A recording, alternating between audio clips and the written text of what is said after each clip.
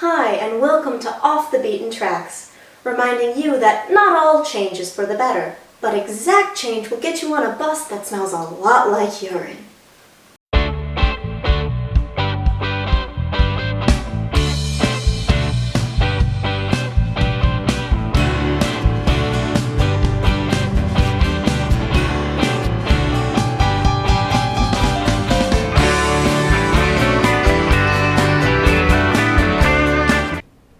Hello and welcome again to Masterpiece Theater. Today, Grace, Bevan, and I will be attacking a new album. This week, it is Family Plot Convictions from 1987. This one was very interesting. What did you think, Daryl?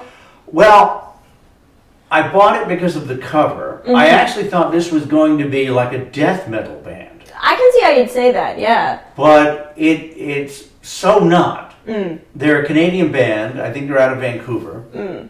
And in fact, the singer is from a band called Moab. I don't know how you pronounce that. Moab, but they're quite a big band back in the 80s. Okay. And did kind of electronic music, I believe. I'm not as familiar with them as I am with this, and I really like this album. I thought it was very good if you're in the right mood for it. To me, it struck me as a really well composed album you would put on and kind of just leave going as you were at a Halloween party, if that makes sense. It definitely strikes me as like there was a lot of thought that went into it, a lot of thought into the flow of one song to the next.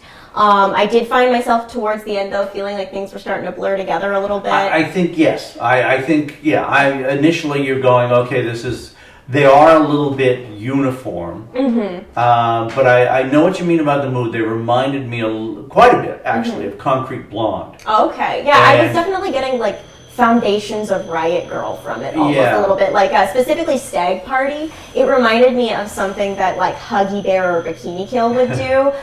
Specifically, there's one that what is it called? February 14th, which is just a bunch of couples yelling at each other. It gave me very similar vibes of like the kind of thing those bands would definitely be singing about, because there was definitely a lot of derision in Stag Party. Like you could feel that like they weren't saying it, they were just setting a scene for you, but it was very much like, isn't this awful? That being said, like just going through the rest of them, I think the beginning with Just One Slip, it hit you hard, and it was probably, personally, the best song on the album. Well, the interesting thing, again, with the first song, is after seeing this, and this was a blind buy, after seeing this cover and expecting it to be death metal, and then putting that first song on, and there are horns on it. You know, and there's a tiny bit of jazz going on in there. There's a jazz feel to it. So right away it surprises you.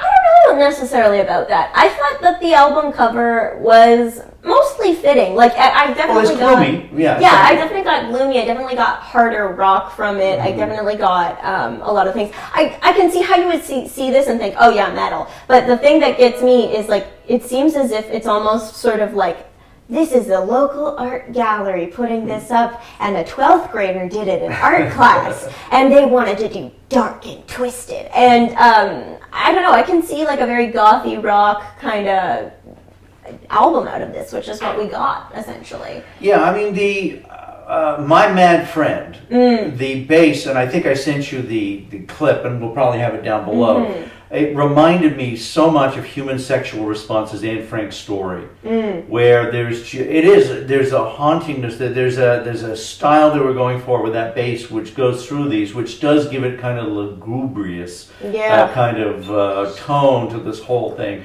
And again, I guess you can only take so much lugubriosity, but by 45 minutes or whatever it is, you're going, okay. You know, but again, when you first put it on, the first side or so, you're really liking this album, I think. Oh my goodness, yes. I think that A side is a real, just solid, strongly thought out side. Yeah, for sure. I mean, I was gone by the time this came out because this is from '87. I was in LA, but I would have thought CFNY, which was a local radio station that played a lot of very interesting music, would have been all over this album. It just sounds like something they would play. Yeah, I mean, it's a little hard for me to say because CNFY, also known as The Edge today, They tend to be a lot more uniform. I think a lot of problems happened in the sort of later 2000, early 2010s when they lost their, I believe, their station manager. He's back now, and things are starting to get a lot better with them. But it was definitely, I think, when he initially left, they started getting a little more uniform. Yeah. And like on top of that, indie music and sort of outsider music, as seen by radio, started to get a lot more uniform as well by that point. So I don't know if they would play it today or something. No, not today. I mean, back in the day, David Marsden, who's a legendary disc jockey, was the manager, and they played the amount of music that I still listen to today from those days is it just changed my outlook on music. There were Thing Magazine and all just bands that you just never heard anywhere else. We were doing an interview yesterday with Robbie Rocks for the show. Oh, wow. And, they played Robbie Rocks, and Robbie Rocks is out there. I mean, some of his stuff is just crazy stuff, and it's great, but nobody would play it except somewhere like CFMY. For sure. Yeah, Sure. so, okay, I'm going to go to quality of the album. What would you give it? 10 being best, 0 being Rob Schneider. I think this is a 6.5 to a 7. I think that the first, like just the A-side, if it was just the A-side, I'd even bump it up to an 8. But I think over time it does start to wear on you a little bit. I think we're exactly in the same place. I gave it a 7 or so. Again, if it was an EP, it would leave you wanting more, as opposed to, by the middle of the second side, I felt I was drifting a little on it too. I think I completely agree with that. The cover. I'd give it a solid 6.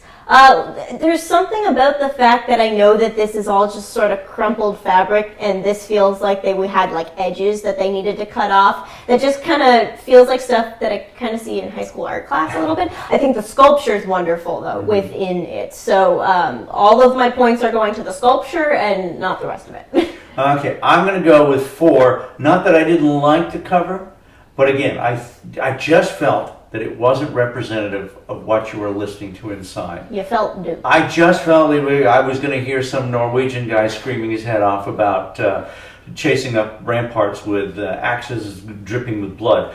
But I was not disappointed with the album, but I just felt cover-wise, if you're just thinking of the cover, which has to relate to it, I thought it was a little off mark. Fair enough. So there we go. There's another episode.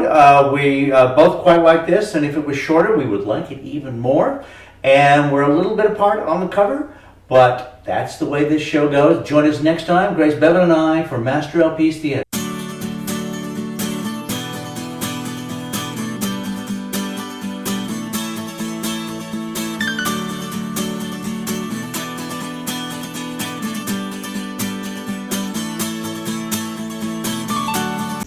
Right. Okay. Okay.